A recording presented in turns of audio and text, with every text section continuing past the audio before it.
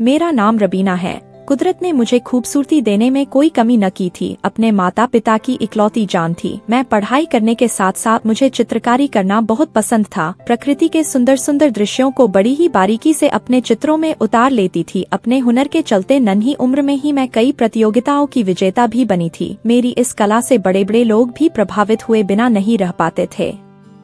उन दिनों में मैं 8वीं क्लास में थी। मेरी जीवन का 13वां वसंत चल रहा था। चारों तरफ खेतों में सरसों के पीले पीले फूल खिले हुए थे। इन्हीं खेतों के बीच में मेरी स्कूल थी। एक दिन मैं क्लास में बैठकर एकाग्रता से कुछ याद कर रही थी कि तभी प्रधान अध्यापक अंदर आए। उनके साथ एक लड़का भी था। सब विद्यार्थी उन्हें देखकर उठ के खड़े हुए।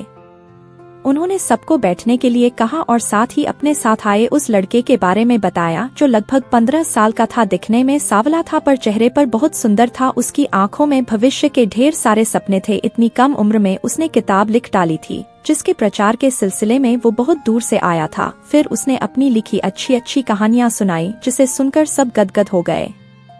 उसने सब बच्चों से जीवन में खूब मेहनत और लगन से पढ़ने लिखने और कुछ बनकर दिखाने की बात कही थी। सुनकर सबने खुशी खुशी उसकी लिखी हुई किताब को खरीदा और मैंने भी। फिर वह लड़का भविष्य में फिर अपनी नई किताब के साथ आने को बोलकर चला गया, पर उस लड़के ने लड़की के मन में अपनी मंदिर का मूर्त छोड़ गया। मैं उस लड़के को खूब याद करती थी। उसकी किताब को बार बार पढ़ती थी और उसमें छपी उसकी फोटो को देखते हुए मेरी जी नहीं भरती थी। मैं हमेशा यही ख्वाब देखती थी कि काश उस लड़के से मेरी शादी हो जाती तो वो खूब कहानियां लिखता और मैं उसकी कहानियों के लिए सुंदर सुंदर चित्र बनाती। शायद इसीलिए क्योंकि उसके सपने और अरमान उस लड़के के सपनों से बहुत मिलते जुलते थे।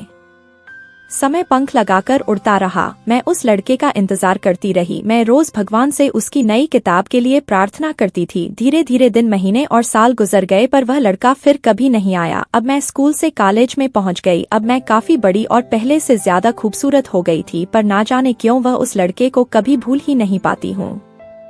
आखिर ग्रेजुएशन के बाद उसके माता पिता ने अपनी प्यारी बेटी के हाथ पीले कर दिए। शादी के दिन मैं उस लड़के को याद करके खूब रोई। कुछ महीने के बाद ही मेरे पति मुझे लेकर मुंबई चले गए, जहां मैंने आगे पढ़ने की इच्छा जाहिर की थी और मेरे पति ने खुशी खुशी वहां के कॉलेज में दाखिला करवा दिया।